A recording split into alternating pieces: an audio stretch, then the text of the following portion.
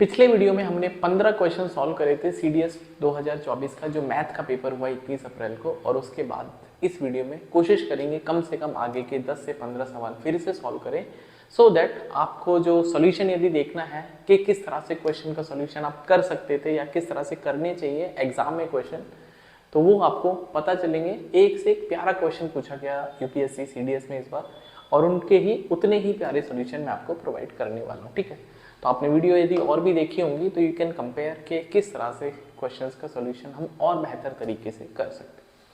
तो question number 16 बहुत ही प्यारा सवाल है, मतलब आप यकीन मानिए कि one of the finest question.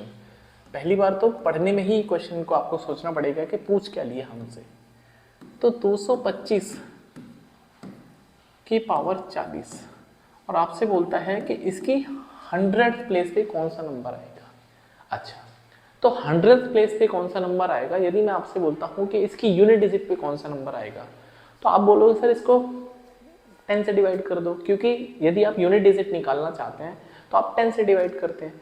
अगर मैं आपसे बोलता हूँ इसके 10th नंबर पे कौन सा आएगा, तो आप बोलोगे सर इसको 100 से डिवाइड कर दो।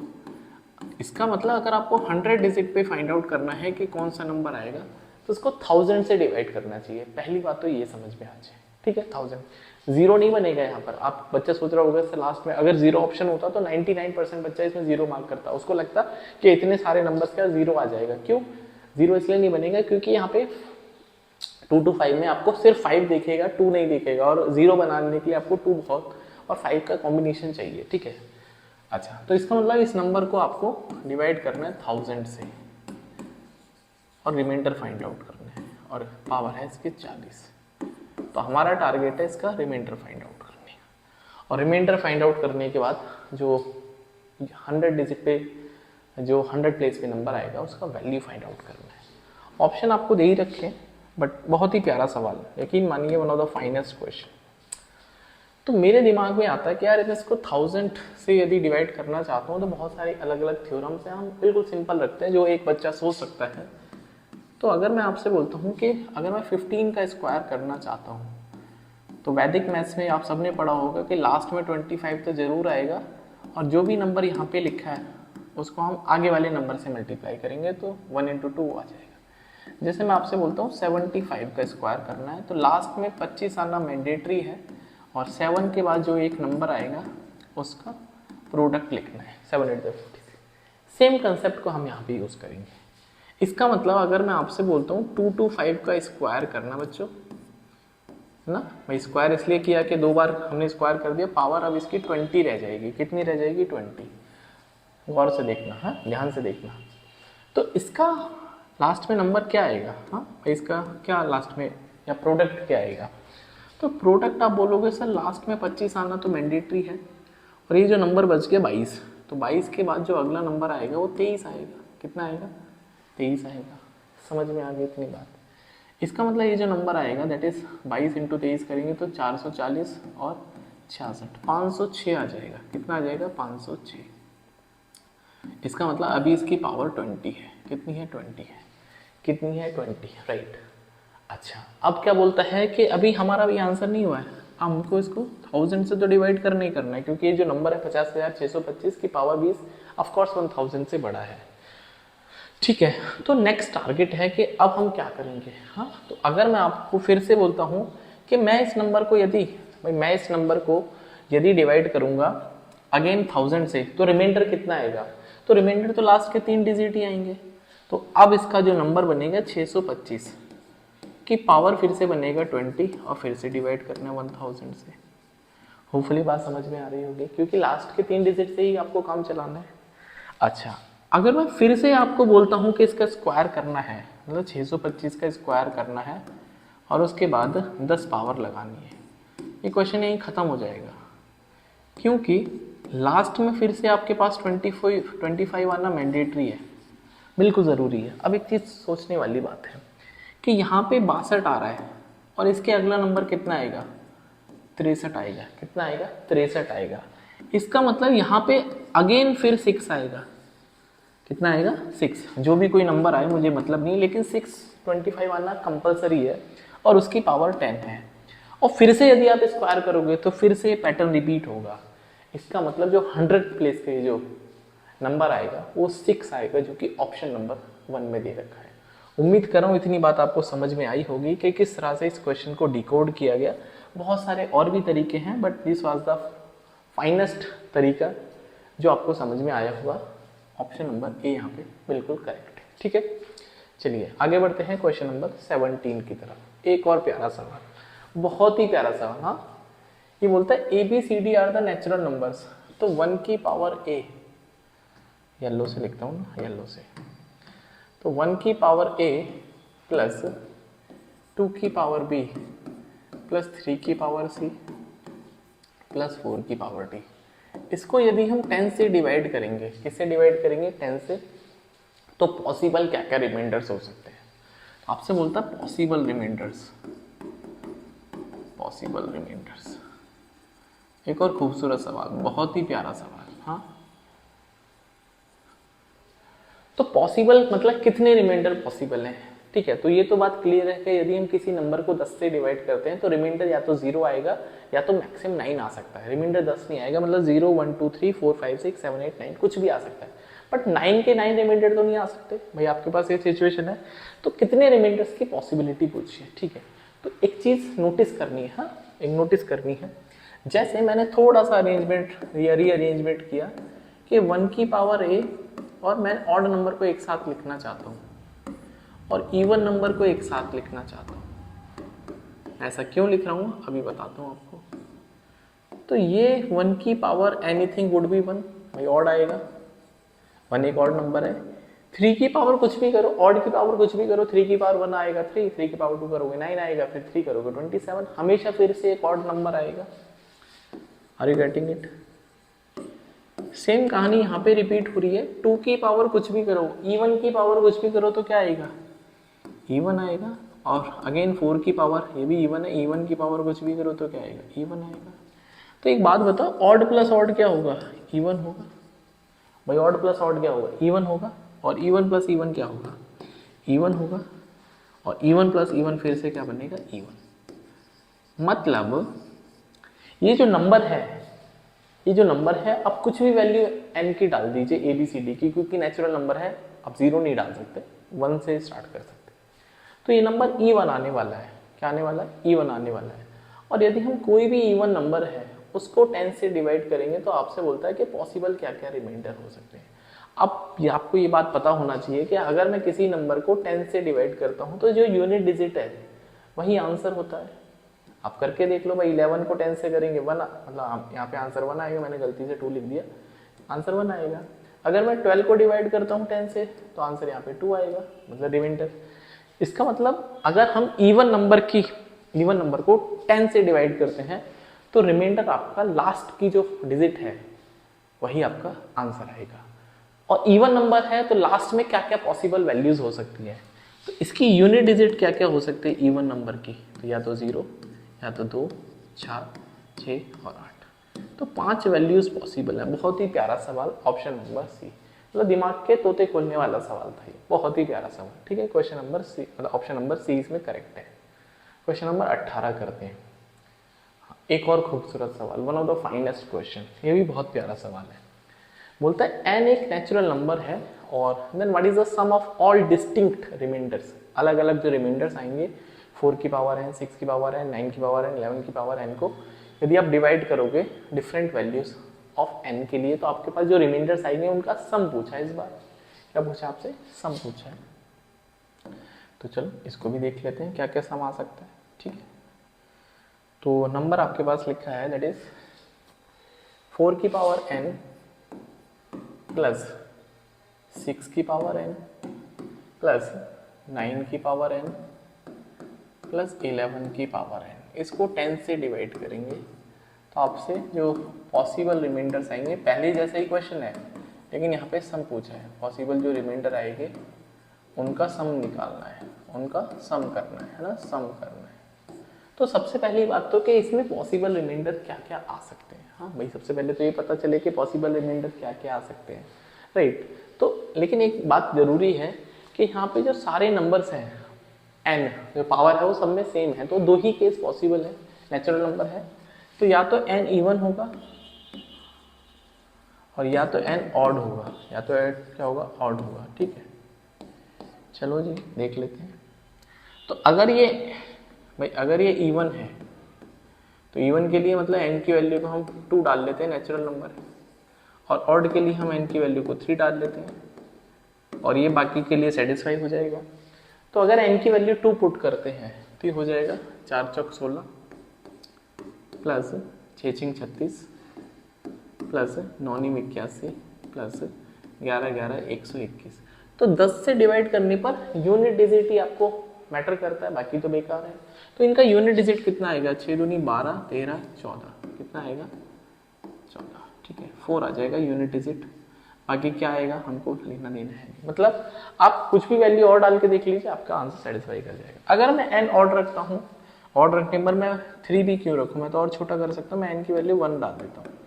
तो 1 करने पर क्या क्या मिलेगा आपको, 4 मिलेगा, यहाँ पे 6 मिलेगा, 9 मिलेगा और 11 मिलेगा। तो 4 6 10 9 19 और 11 30, और 30 को यदि हम 10 से डिवाइड करेंगे तो यहाँ पे रिमाइंडर कितना आएगा, 0 रिमाइंडर आएगा। कितना आएगा, 0 रिमाइंडर। कितना आएगा, 0 रिमाइंडर। इसका मतलब यहाँ पे रिमाइंडर आपके पास जो पहला रिमाइंडर 4 आ रहा है और जो रिमाइंडर 2 आ रहा है वो 0 आ रहा है। इसके अलावा और कोई पॉसिबिलिटी है ही नहीं। तो आप इनको ऐड करोगे 4 + 0 को, तो option number that is answer आपके पास 4 आ जाएगा। आप चाहें तो कुछ और वैल्यूज लगा के देख लीजिए, मुझे कोई प्रॉब्लम नहीं है।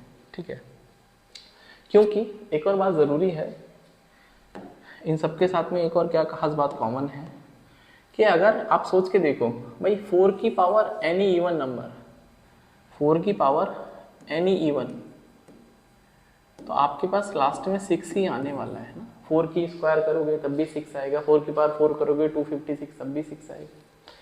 6 की पावर इवन करेंगे तो अगेन 6 की तो पावर कुछ भी करो आपको यूनिट डिजिट 6 ही मिलेगा। समझ में आ गया। 9 की पावर इवन, बाप रे, 9 की पावर इवन तो हमेशा आपको क्या मिलेगा, यूनिट डिजिट 1 मिलेगा। और यहाँ पे तो 11 है, 11 की पावर इवन करोगे तब भी 1 मिलेगा। इसका मतलब आपके पास यही ऑप्शन है लास्ट में, इसके अलावा कोई ऑप्शन है नहीं। तो 6 6 12 13 14, तो इसका आंसर 4 आ जाएगा। One of the finest question. ठीक है, उम्मीद करूँ समझ में आया होगा।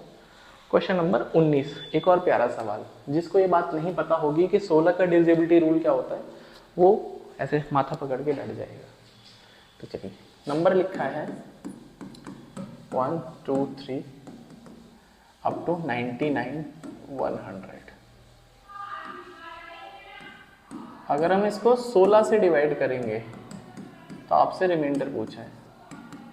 तो एक चीज़ नोटिस करने वाली है जो मैं आपको करवाना चाहता हूँ कि कुछ नंबर है उनका डिविजिबिलिटी रूल बता देता हूँ। हाँ, डिविजिबिलिटी रूल दैट इज 2 की पावर n और 5 की पावर n, दोनों का सेम रूल चलता है। 2 की पावर 1, 2 की पावर 2, 2 की पावर 3, 2 की पावर 4, 2 की पावर 5। सिमिलरली 5 की पावर 1, 5 की पावर 2, 5 की पावर 3, 5 की पावर 4, 5 की पावर 5 एंड सो ऑन। ये कुछ भी करते रहो। तो रूल क्या बोलता है दैट जो हमको चेक करना चाहिए, अगर पावर 1 है तो लास्ट डिजिट चेक करना चाहिए। अगर पावर 2 है तो हमको लास्ट 2 डिजिट चेक करना चाहिए। अगर पावर 3 है, भाई 2 की पावर 3 8 होता है, तो आपको पता होगा ना 8 का डिविजिबिलिटी रूल क्या होता है कि लास्ट के 3 डिजिट चेक करते हैं, दैट इज लास्ट 3 डिजिट। अगर पावर 4 है तो लास्ट 4 डिजिट, राइट। अगर पावर 5 है तो लास्ट 5 डिजिट। तो 16 भैया 2 की पावर 4 होता है ना 16, तो 16 के लिए आपको लास्ट की 4 डिजिट चेक करना चाहिए। यही कंसेप्ट है, दैट इज आपको 2 की पावर 4 को हिट करना आना चाहिए। इसका मतलब हमको सिर्फ लास्ट की 4 डिजिट से मतलब है, बाकी तो मेरे लिए क्या लिखा है सब बेकार है। तो बस 90 100 को डिवाइड कर दो 16 से तो रिमाइंडर आ जाएगा। तो 16 पंजे 80 है ना, 16 पंजे 80, 16 पंजे 80, 80 के बाद आपको बचेगा 11, 16 छिक्की 96, बचेगा 14, 16 अट्ठे 128, तो रिमाइंडर आ जाएगा 12। तो 12 is the right answer of this question. बहुत ही प्यारा सवाल, बहुत ही प्यारा सवाल। ऑप्शन नंबर बी करेक्ट है। ठीक है, चलिए एक और क्वेश्चन, क्वेश्चन नंबर 20। ABCD, हाँ 4 व्यक्ति हैं, they can complete the task in ABCD। 3, 6, 9 और 12 ये नंबर ऑफ आवर्स ले रहे ना काम को ख़त्म करने में। तो हमने इनका एलसीएम ले लिया, तो इनका एलसीएम 36 आ जाएगा। ये जो एलसीएम होता है ये टोटल वर्क को भी रिप्रेजेंट करता है, कोई प्रॉब्लम नहीं है। तो इनकी एफिशिएंसी कितनी आ जाएगी, तो ये हो जाएगा 12। कैसे एफिशिएंसी कैसे निकालेंगे, that is work upon time. 12, इसकी आ जाएगी 6, इसकी आ जाएगी 3 और इसकी आ जाएगी सॉरी इसकी 4 आएगी और इसकी 3 आएगी। तो सबकी एफिशिएंसी आ गई, ठीक है। अब कमाल का जो ऑब्जर्वेशन है वो बड़ा ज़रूरी था यहाँ पे। ये बोलता है कि only 1 person is allowed to work in 1 hour, मतलब 1 घंटे में एक ही आदमी काम करेगा और वो व्यक्ति जो अभी काम करता है वो नेक्स्ट आवर नहीं करेगा, कॉन्जिक्यूटिव आवर अलाउड नहीं है। It is not necessary to engage, भाई सबको बुलाओ काम कराने के लिए, ऐसा भी कोई ज़रूरी नहीं है। तो आपको मिनिमम नंबर ऑफ आवर निकालना है। यदि आपको टाइम को मिनिमम करना है तो ऐसे बंदे को काम कराओ, ऐसे बंदे से काम कराओ जो कि बहुत फास्ट हो, जिसकी एफिशिएंसी सबसे ज़्यादा हो। तो भैया पहला आदमी तो ए है, जिसकी एफिशिएंसी 12 है, मतलब वो 12 वर्क कर सकता है, 12 वर्क पर आवर, 1 घंटे में 12 है। भैया वर्क कुछ भी हो सकता है, मान लो इनको पेन बनाने हैं तो 1 घंटे में भाई साहब 12 पेन बना सकता है। दूसरा जो फास्टेस्ट है वो भी है, ये 6 पेन बना सकता है। तो हम तो इन्हीं दोनों से काम करा लेंगे, हम COD को क्यों बुलाएंगे, ये तो डेट लतीफ़ है, सुस्त आदमी है, तो हमको फास्ट वाले आदमी चाहिए जो बहुत तेज़ी से काम कर पाए। तो पहले आवर में 12 काम कर पाएगा A, दूसरे आवर में 6 काम कर पाएगा B, तीसरे घंटे में हम फिर से A को बुला लेंगे। भाई ज़रूरी नहीं है ना फिर हम C को बुलाएं, क्योंकि कॉन्जिक्यूटिव नहीं काम करना है A को या B को या C को या D को। तो हमने पहले A से करा लिया, फिर B से, फिर A से, फिर अगले बार फिर किससे कराएंगे, B से। तो 12, 6, 18, 30, 36 टोटल वर्क फिनिश हो गया। तो 4 घंटे इसका राइट आंसर आएगा। यदि आपने ऑप्शन नंबर A मार्क किया है, इसका मतलब कुछ ना कुछ तो गड़बड़ है दया। हाँ एक और प्यारा सवाल 21 अलजेब्रा का, बहुत ही खूबसूरत क्वेश्चन, यकीन मानिए। ये बोलता है P equals to cube root of A plus square root कर दिया A square plus B cube, right, plus again cube root of A minus A का स्क्वायर प्लस B का क्यूब, ठीक है। तो आपसे ये वैल्यू पूछी है, ठीक है, तो मैं एक काम करता हूँ यार, आपसे PQ प्लस 3BP की वैल्यू पूछी है, तो मैं इसको थोड़ी देर के लिए ये जो नंबर है ना सेम टू सेम लिखे, मैं इसको K मान लेता हूँ। कितना मान लेता हूँ, K मान लिया। तो P इक्वल्स टू हो जाएगा root, that is cube root of A plus that is root K, ठीक है। बल्कि रूट वाले को ही नंबर ले लो ना, रूट K, मतलब ये जो पूरा नंबर है इसी को K मान लो। हमने K माना है पूरे वाले को, that is A square plus B का क्यूब, इसी को K मान लिया। तो ये नंबर अब K बच जाएगा, कितना बचेगा, K प्लस ये हो जाएगा cube root of A minus K, ठीक है। अब अगर मैं आपसे बोलता हूँ दोनों तरफ क्यूब कर दो P क्यूब, तो A cube plus B cube, भाई A प्लस B का होल क्यूब क्या होता है, A cube plus B cube plus 3AB और A प्लस B, यही होता है। अच्छा A क्यूब करेंगे तो इसका क्यूब रूट हट जाएगा, B क्यूब करेंगे तो इसका क्यूब रूट हट जाएगा, प्लस 3AB मतलब मल्टीप्लाई करेंगे, तो जब आप इसकी मल्टीप्लाई करोगे तो क्यूब रूट के अंदर हो जाएगा A square minus K square. उम्मीद करो इतनी बात आपको समझ में आएगी। A plus K A minus K into A plus B करोगे तो भाई फिर से P बन जाएगा ये, क्योंकि आपको यही लिखना है वापस और यही P है। तो इसका मतलब जो P क्यूब की वैल्यू है, भाई K ने K को मार दिया, 2A हो जाएगी प्लस 3P, और ये जो वैल्यू है ये बड़ी खूबसूरत वैल्यू है, ठीक है। ये वैल्यू आएगी कितनी, A स्क्वायर। K स्क्वायर की वैल्यू कितनी है, अगर K की वैल्यू ये है तो K स्क्वायर कितना आएगा, भाई K स्क्वायर आ जाएगा स्क्वायर करने पर, that is A square plus B का क्यूब, ठीक है। तो यहाँ पर बचेगा A स्क्वायर प्लस B का क्यूब, ठीक है। तो P cube equals to 2A plus 3P A square minus का A स्क्वायर माइनस का B क्यूब, और ये बच्चों क्यूब रूट है ना यहाँ पे, क्यूब रूट, ठीक है, ये सब क्यूब रूट चल रहा है, 3 नहीं है, ये क्यूब रूट है ना, 3ab और ये क्यूब रूट चलेगा क्योंकि यहाँ पे ये चल रहा है 3ab।